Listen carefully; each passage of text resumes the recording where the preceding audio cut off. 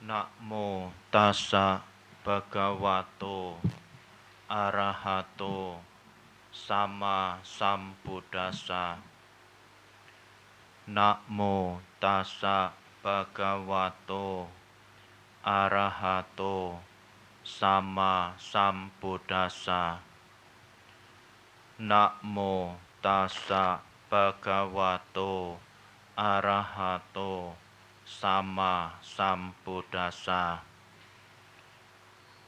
Dukkha Arya Saja, dukkha samudayo Arya Saja, dukkha nirodha Arya Saja, dukkha nirodha gamini patipada Arya Sajanti. Bhikkhu Sangha yang kami muliakan, Bapak-bapak, ibu-ibu, saudara-saudara sedama yang berbahagia. Pada kesempatan malam hari ini, kita bersama melakukan puja bakti untuk memperingati Hari Raya Asada. Saudara-saudara sekalian, Hari Raya Asada merupakan hari di mana kita mengingat kembali saat khotbah pertama Sang Buddha. Setelah Sang Buddha mencapai penerangan sempurna di bawah pohon Bodhi, kemudian beliau pergi ke Taman Rusa Isipatana di dekat kota Benares. Beliau pergi ke Taman Rusa Isipatana untuk menemui 5 orang pertapa. 5 orang pertapa yang dulunya adalah sahabat pertapa Siddhartha melakukan pertapaan yang menyiksa diri. Kemudian pertapa Siddhartha ini memisahkan diri dari 5 orang temannya itu, dan pertapa Siddhartha bermeditasi sendiri di bawah pohon Bodhi sehingga beliau bisa mencapai penerangan sempurna. Sedangkan 5 orang pertapa itu melakukan usaha pertapaannya sendiri dengan melakukan pertapaan yang menyiksa diri. Saudara-saudara sekalian, memang zaman dulu di India banyak orang-orang yang melakukan pertapaan menyiksa diri yang mungkin kalau dilihat ya, dengan penglihatan atau pandangan kita zaman sekarang itu menjadi sesuatu hal yang aneh, karena pada masa sekarang ini orang lebih suka untuk mencari kesenangan-kesenangan daripada harus menyiksa diri. Saudara-saudara sekalian, di hadapan 5 orang pertapa itulah kemudian Sang Buddha membabarkan, mengkhotbahkan ajaran beliau yang pertama, yang dikenal dengan nama Dhammacakkappavattana Sutta atau khotbah pemutaran roda Dhamma. Nah, saudara-saudara sekalian, tentunya pada saat kita memperingati Asada ini, kita akan diingatkan kembali kepada khotbah pertama Sang Buddha itu yang disebut sebagai khotbah pemutaran roda Dhamma. Saudara-saudara umat Buddha sekalian yang berbahagia,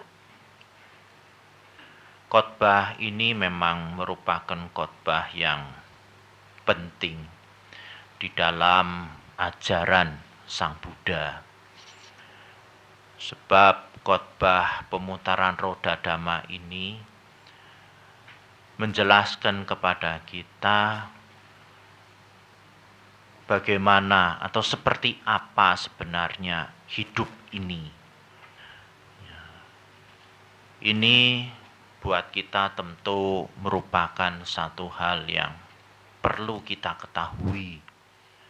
Kita hidup, kita menjalani kehidupan ini setiap hari, kita melakukan kegiatan-kegiatan misalnya, melakukan pekerjaan-pekerjaan misalnya. Bisa dikata kita ini menjalani hidup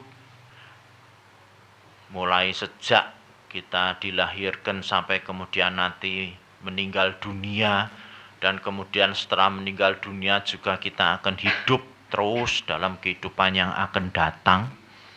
Ya. Jadi bisa dikatakan kita ini sebenarnya berada di dalam apa yang namanya hidup itu sendiri. Ya. Nah, seringkali kita ini kurang jelas. Seringkali ini kita juga tidak tahu persis sebenarnya yang namanya hidup ini seperti apa. Kita menjalani hidup dari pagi misalnya, bangun tidur, kemudian sampai nanti menutup mata mau tidur, kemudian besok juga melakukan kegiatan lagi. Seringkali kita itu melakukan kegiatan-kegiatan atau mengisi hidup ini dengan begitu saja. Artinya mengisi hidup ini dengan kegiatan-kegiatan yang bisa dikatakan sudah biasanya dilakukan. Kadang-kadang juga kita mengisi hidup ini dengan apa saja yang kita maui, apa saja yang kita inginkan. Bisa dikatakan juga sebenarnya hidup ini memenuhi keinginan-keinginan kita. Mau kita apa kita penuhi, kita lakukan. Itulah yang sebenarnya ada dalam hidup ini.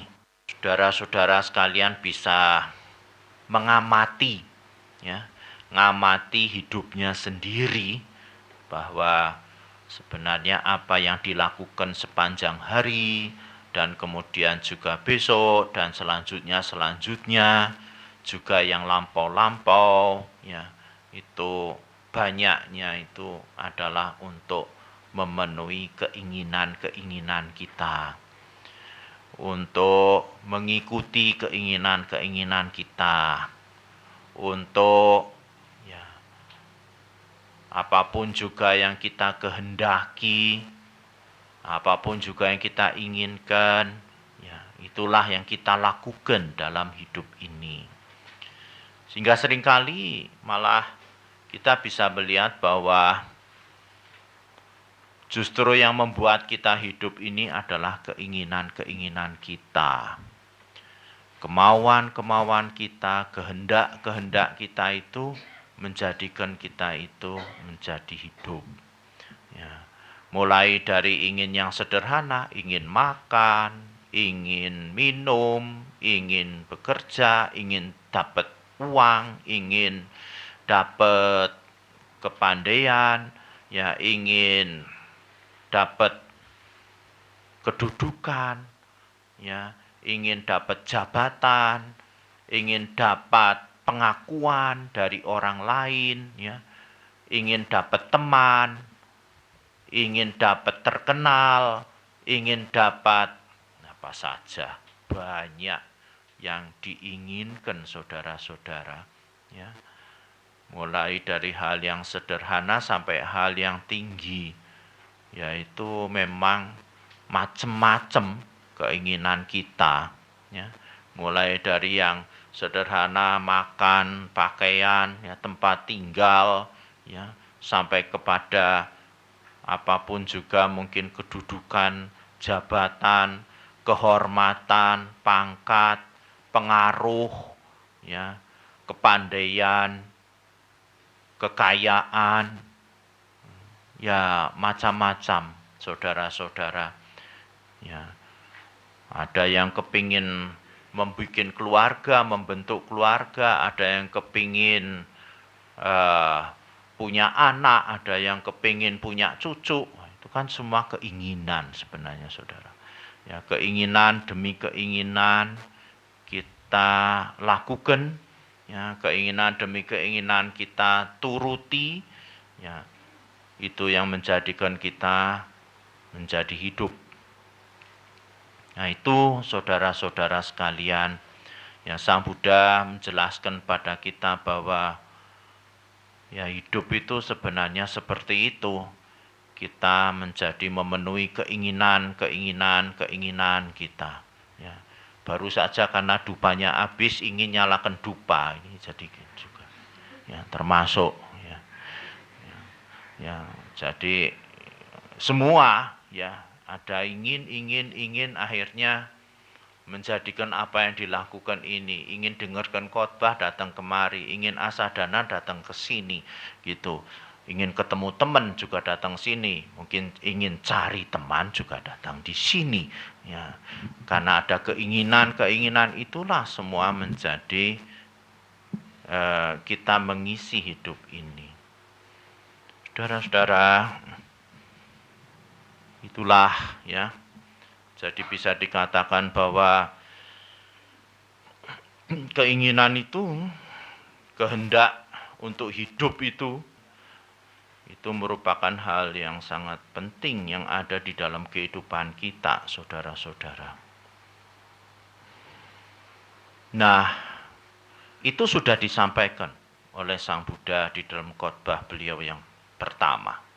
Dalam Dhammacakkappavattana Sutta itu, beliau sudah jelaskan itu, yang namanya keinginan itu, ya, yang membuat kita menjadi hidup. Nah, saudara-saudara sekalian, hanya saja memang di dalam menghadapi keinginan ini, ada keinginan yang bisa kita penuhi.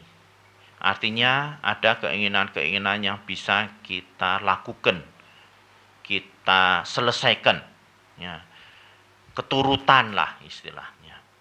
Tapi ada juga keinginan yang tidak bisa keturutan. Karena tidak semua keinginan kita itu bisa keturutan. Ya. Coba saudara bayangkan, apa semua keinginan saudara bisa keturutan? Ada kalanya keturutan. Artinya terpenuhi, artinya ya memang bisa didapat, ya. Tapi ada kalanya juga keinginan itu tidak bisa didapat, ya, tidak keturutan. Ya mungkin karena apa tidak didapatnya, ya macam-macam alasannya, ya karena mungkin berat keinginannya, karena mungkin tidak sanggup, mungkin karena mungkin ya lingkungan, kondisi, ya tidak mendukung misalnya. Itu kan, ya, yang kita hadapi juga dalam kehidupan ini, ya. Nah, keinginan yang tidak bisa kita penuhi ini akan menimbulkan problem, akan menimbulkan masalah, akan menimbulkan apa yang Sang Buddha katakan sebagai dukkha. Ya, dukkha. Ya. Biasanya kalau kita dengarkan istilah dukkha, seringkali orang lalu punya pikiran, oh dukkha itu ya duka cita. Ya, duka cita itu kematian. Padahal Sebenarnya duka di sini adalah ya ketidakpuasan. Jadi karena saudara tidak keturutan sing dikarepke kuwi, jadi saudara tidak lego, tidak puas. Ya, rasane ganjel. Ya, dalam hati ini ganjel, aku ora seneng, ora plong, ora lego, ora kepenak, ya. Karena tidak keturutan apa yang kita inginkan. Ya. Itu yang dimaksud dengan duka. Tidak memuaskan. Ya. Tidak bisa lego, tidak bisa kepenak. Nah, itu saudara-saudara sekalian, ya, yang menjadi masalah dalam hidup kita justru itu. Ya. Yang jadi jadi yang menyulitkan ya dalam hidup kita ini adalah yang itu. Kalau kita mendapatkan ketidakpuasan, ya. Kalau kita mendapatkan segala sesuatu itu yang tidak ngelegake hati gitu loh. Wah, nek orang hidup itu tidak ngelegake hati, tidak bisa lego hatinya. Wah, isinya itu penuh dengan ya gerundelan, ya ketidakcocokan, tidak bisa terima, tidak bisa paham, tidak ngerti dan macam-macam. Tentu itu hidup menjadi berat sekali. Rasanya abot banget. Kaya nyunggi ya, nyunggi bondo, nyunggi benda, mengangkat benda itu yang berat sekali toh. Itu saudara-saudara sekalian yang menyebabkan kita menjadi hidup ini menderita. Jadi saudara-saudara umat Buddha, menurut apa yang Sang Buddha ajarkan ya, dalam khotbah pertama beliau ini yang disebut penderitaan, dukkha, ya, tidak memuaskan. Itu sebenarnya dari mana asalnya? Ya dari dirinya sendiri. Ya, dari kita-kitanya ini. Ya, dari kita-kitanya ini yang punya keinginan-keinginan. Ya, keinginan-keinginannya itu tidak keturutan. Itu saudara-saudara.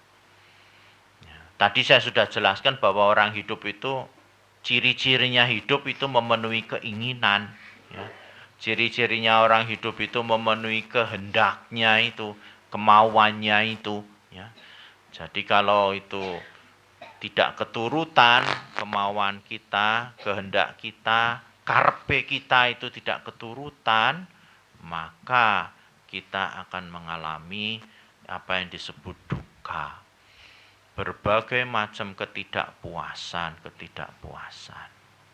Saya balik. Jadi, kalau Bapak, Ibu, saudara-saudara semua itu ya, merasa berat, merasa tidak puas, merasa tidak lego, merasa ganjel, merasa stres, merasa apa saja, ya, coba ditelusuri, ya, coba dilihat sebenarnya yang bikin itu semua ganjel, yang merasane gondok, rasane ora iso trimo, rasane abot, rasanya apa saja yang tidak menyenangkan.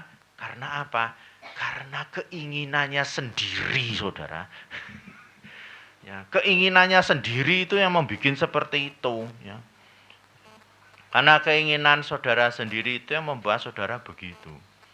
Keinginannya tidak terpenuhi, saudara. Ya, tidak keturutan. Ya.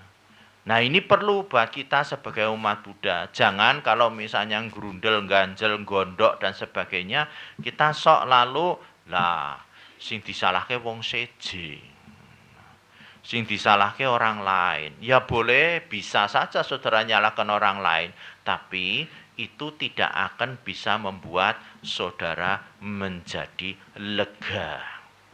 Saudara bisa saja misalnya menuding orang lain yang bikin salah, yang bikin gara-gara dan sebagainya, Tetapi sekali lagi itu bukan solusi yang paling tepat, saudara. Bukan jalan keluar yang paling pas, ya. Bukan jawaban yang paling benar, saudara. Ya, kalau paling itu paling pol bener, ya. Mungkin jawaban benar ada, tapi paling benar ini di atas benar, saudara. Ya. Ya, kalau saudara bisa nyalakan orang lain mungkin jawaban benar, tapi paling benar bisa jadi adalah keinginannya sendiri itu yang bagaimana. Bisa jadi keinginannya itu, saudara-saudara, keinginan sing kebablasan, saya katakan. Ya. Atau keinginan yang memang dia itu tidak bisa melihat, ya, sebenarnya kayak apa. Ya. Bisa jadi itu keinginan-keinginan yang, ambil contoh ya, itu didorong oleh emosi, dorong oleh kesenangan-kesenangan. Ya. Karena kadung seneng, kadung cocok, kadung ngarepke banget, ya, ngarepke sekali. Jadi saudara punya keinginan yang memang ya seperti itu.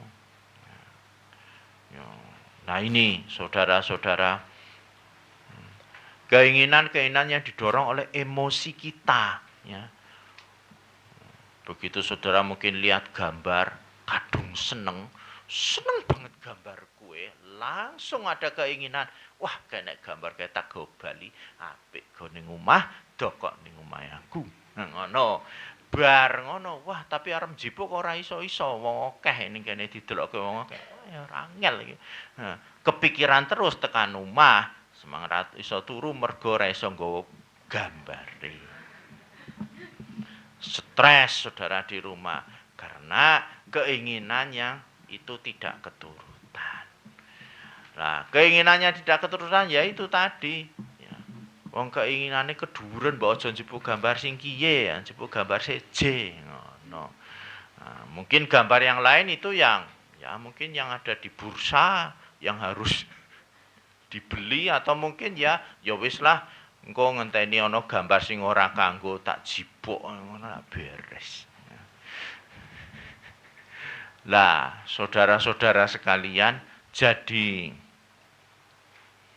ya keinginan-keinginan ini seringkali didorong oleh emosi kita. Lah ini repotnya di situ saudara-saudara. Ya, kita ini menjadi ya mudah memiliki emosi. Emosi-emosi senang, emosi tidak senang, ya. Karena emosi ini bisa, jangan saudara lihat emosi itu mesti senang saja, kadang ya tidak senang ada. Ya, emosi yang tidak senang ya ada, emosi yang senang ya ada, itu ya. Jadi kalau pas emosi yang senang yang keluar, itu keinginannya ya keinginan sing wah, yang senang-senang itu, ya.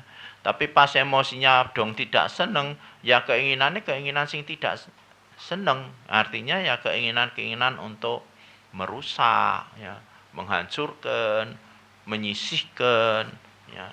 Itu karena emosi-emosi yang tidak senang. Ya. Mungkin karena sudah didorong oleh emosi tidak senang, jadi keinginannya apa? Keinginannya untuk ya supaya dia itu menjadi susah hidupnya, supaya dia menjadi rugi, atau supaya dia itu menjadi banyak masalah, ya, ciloko.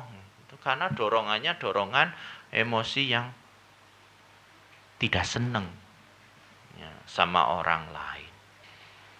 Saudara-saudara umat Buddha sekalian yang berbahagia. Jadi itu ya, kalau kita, saya kembali lagi ya, kalau kita kemudiannya dalam kehidupan kita sehari-hari kita mengalami hal-hal yang tidak mengenakkan, ya, tidak membuat kita menjadi tenang, tidak membuat kita menjadi lego, ya, tidak membuat kita menjadi plong, rasanya itu enteng, ringan, ya. Itu sebenarnya ya karena keinginan kita sendiri itu. Ya, keinginan-keinginan kita sendiri itu yang membuat kita menjadi terbebani, berat hidup ini. Ya, menjadi berat hidup ini.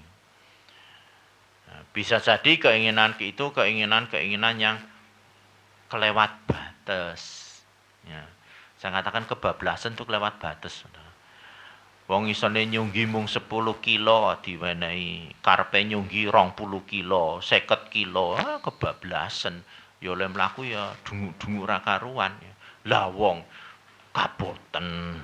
Itu jawabannya kan begitu sebenarnya karena keberatan. Ya.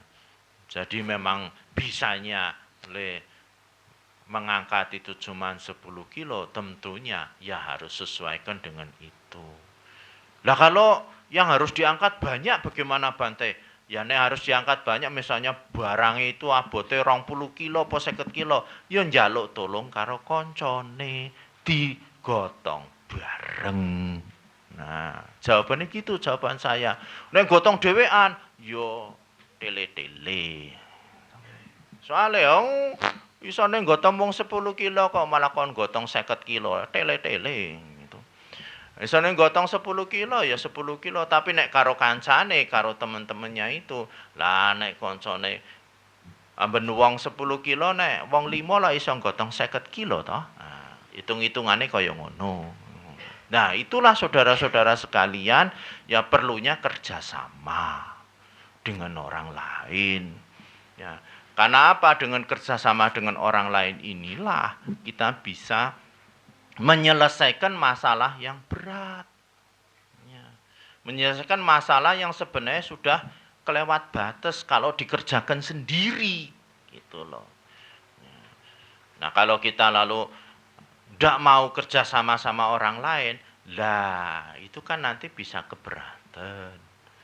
Wong bisanya cuma 10 kilo malah dipaksa supaya 50 kilo. Kan ya berat. Nah, akhirnya juga ndak bisa tuntas kerjaannya. Lah wong dilakoni dhewean. Ya. Tapi nek dilakoni bareng-bareng karo kancane, tentu itu akan bisa membuat kita menjadi enteng. Soalnya ya gotong royong. Jawaban saya begitu. Nah, saudara-saudara umat Buddha sekalian yang berbahagia, jadi ya sebenarnya apa yang Sang Buddha ajarkan itu sangat sangat bisa diterima sebenarnya ya, sangat bisa diterima oleh orang pada umumnya kok ya. Jadi bukan hal-hal yang sulit-sulit sebenarnya, tidak ya.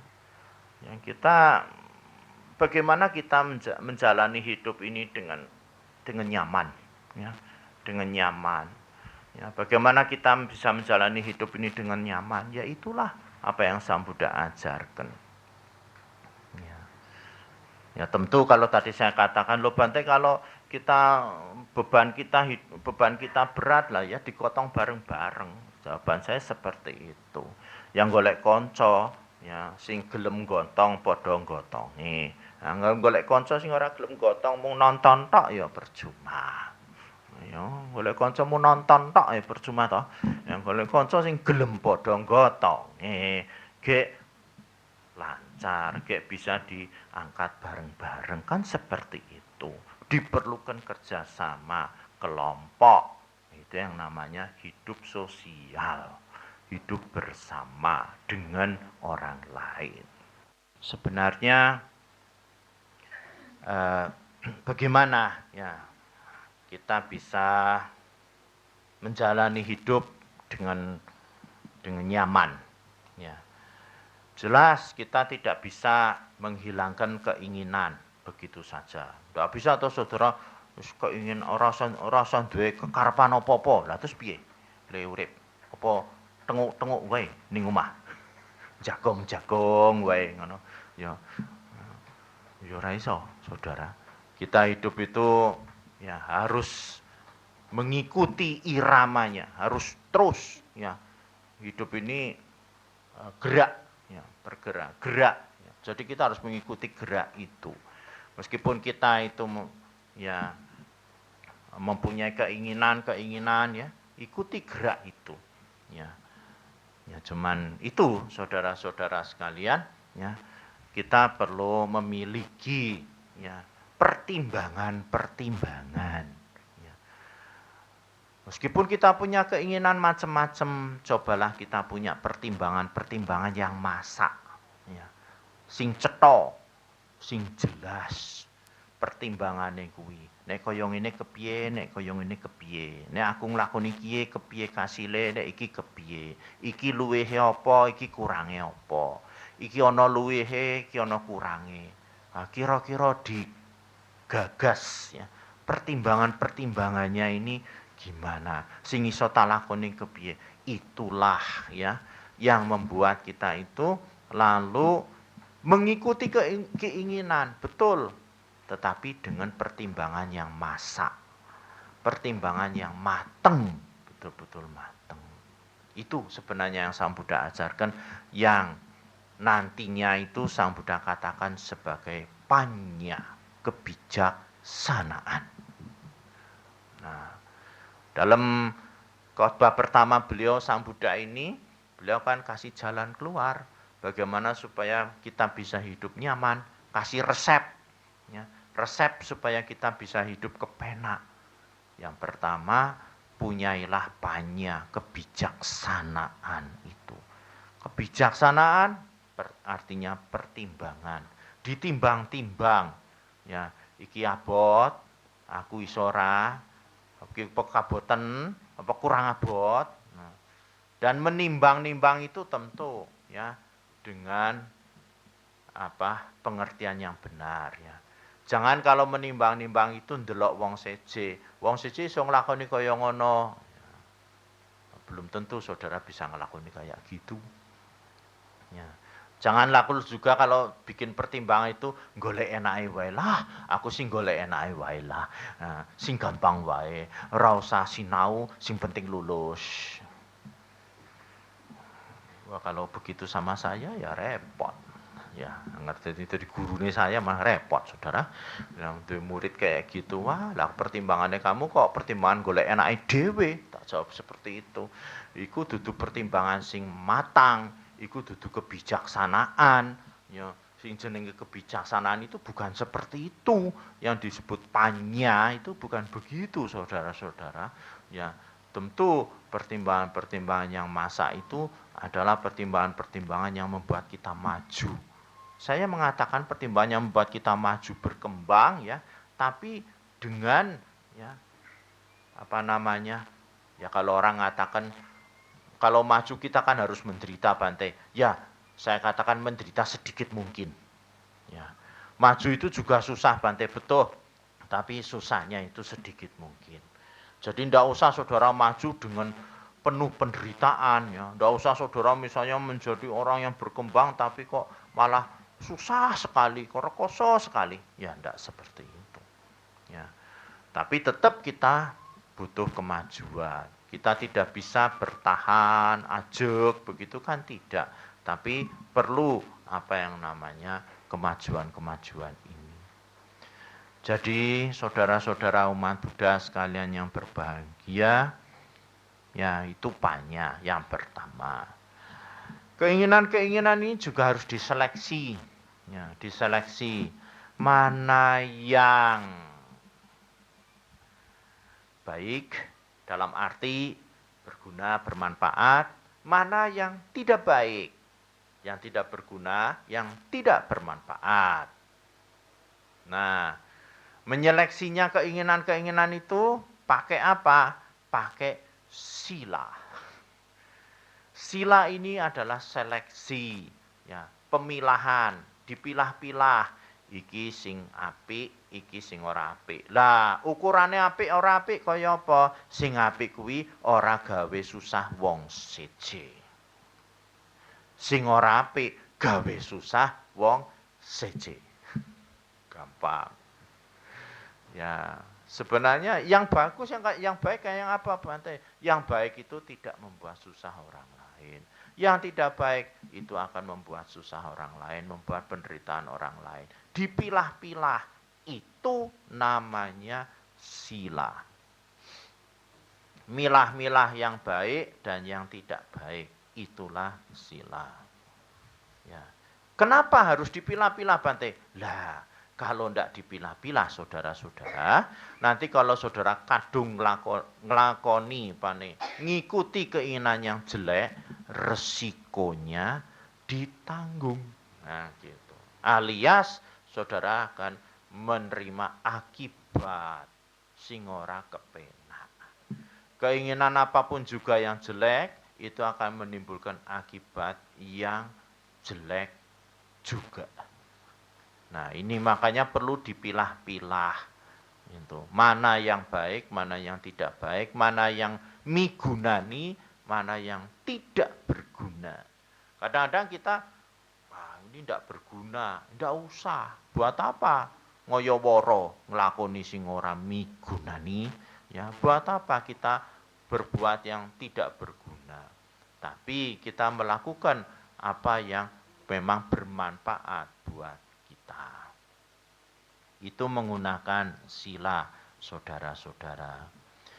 Nah, kemudian di dalam memenuhi keinginan-keinginan kita ini, saudara-saudara, ya, lebih lanjut Sang Buddha mengajarkan juga, ya, cobalah ya kita ini berusaha untuk, ya, jangan sampai ya keinginan-keinginan kita itu lalu keinginan-keinginan yang bisa membuat ya, pikiran kita atau batin kita itu menjadi tidak tenang.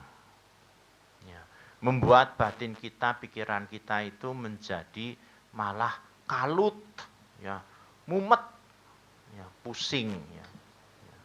Kadang-kadang saudara-saudara sekalian, ya ini masalah keinginan-keinginan ini, ya, bagaimana ya apa bisa membuat pikiran kita menjadi kalut, menjadi pusing? Ya bisa saudara-saudara. Ya. Karena apa?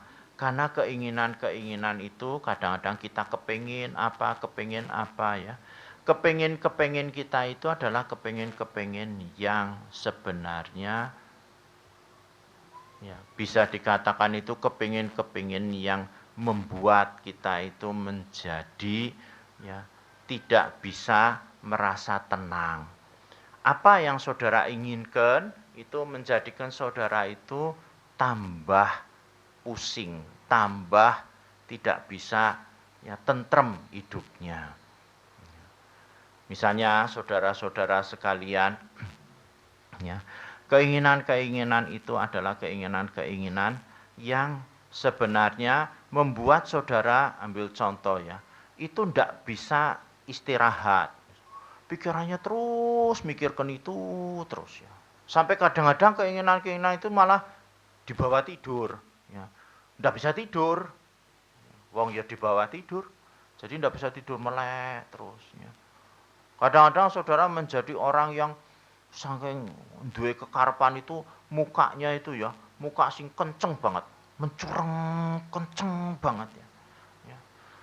Jadi saudara-saudara sekalian bisa dikatakan batin saudara itu tegang.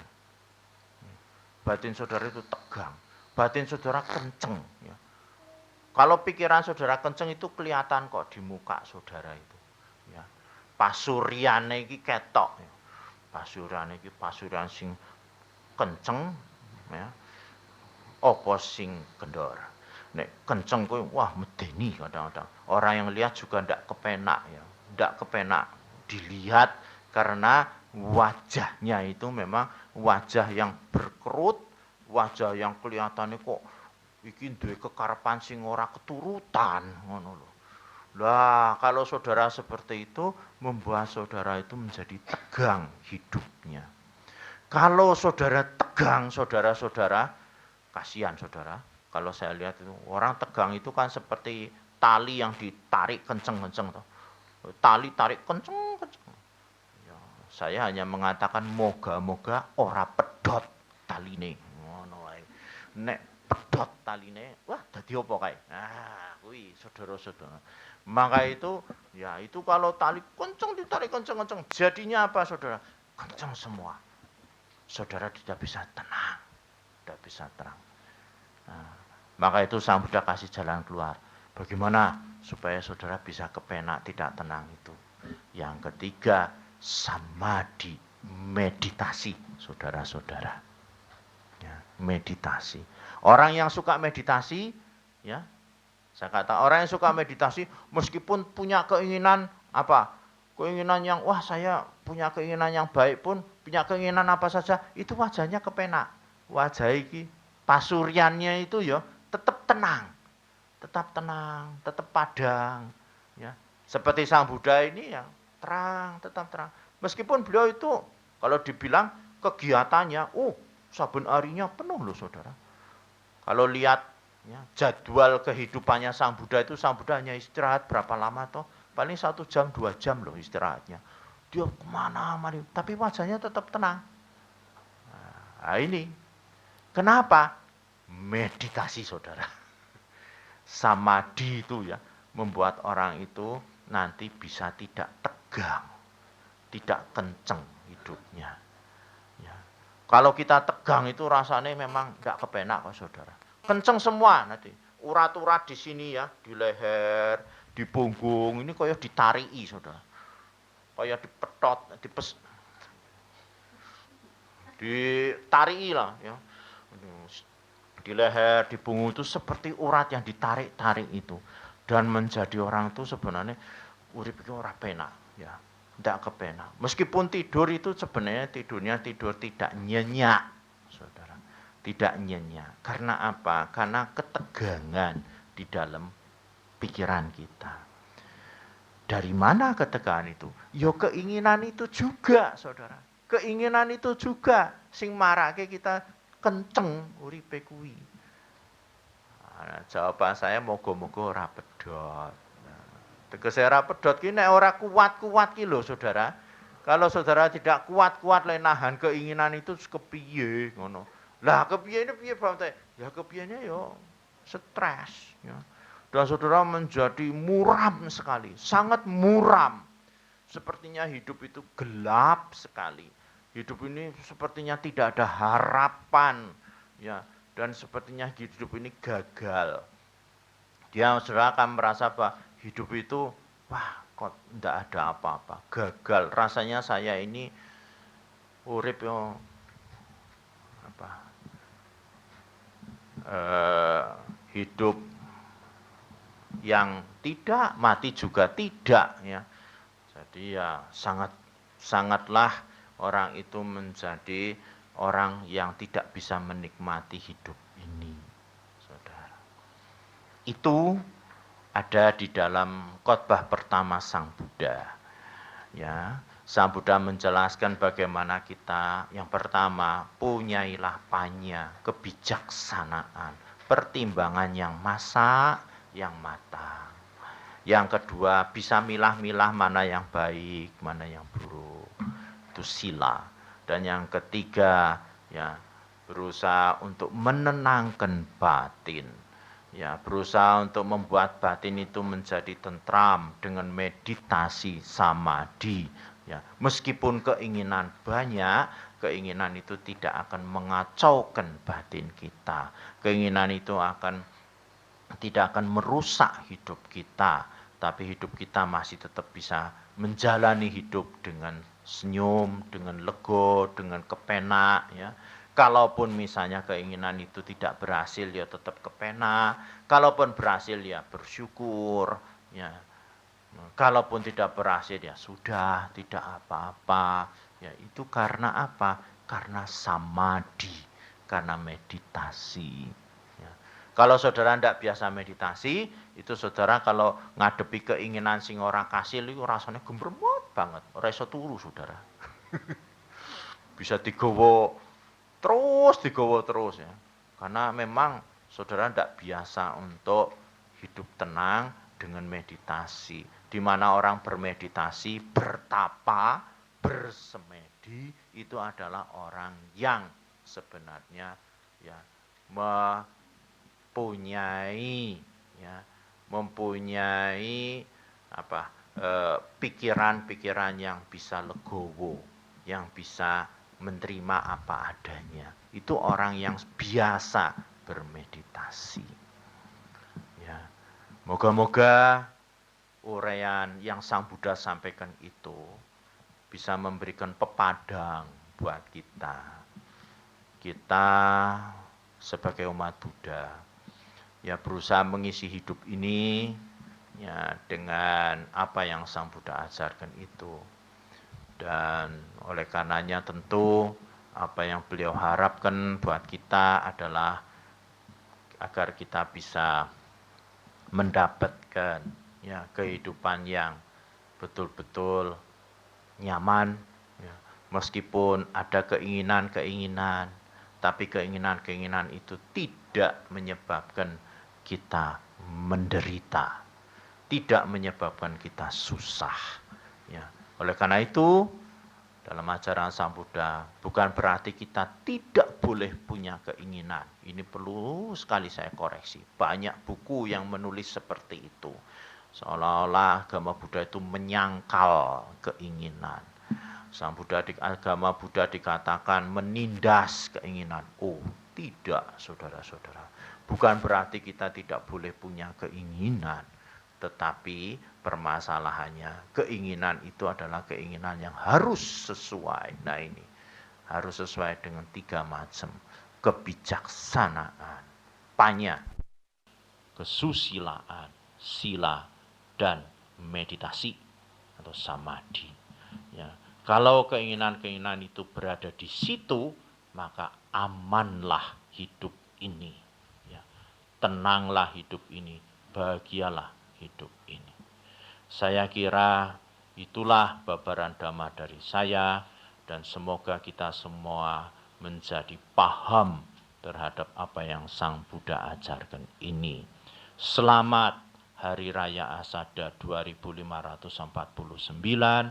ya, tahun 2005. Semoga semua makhluk berbahagia dan semoga kita semua selalu dalam lindungan Sang Buddha, Dhamma, dan Sangga. Sekian, terima kasih.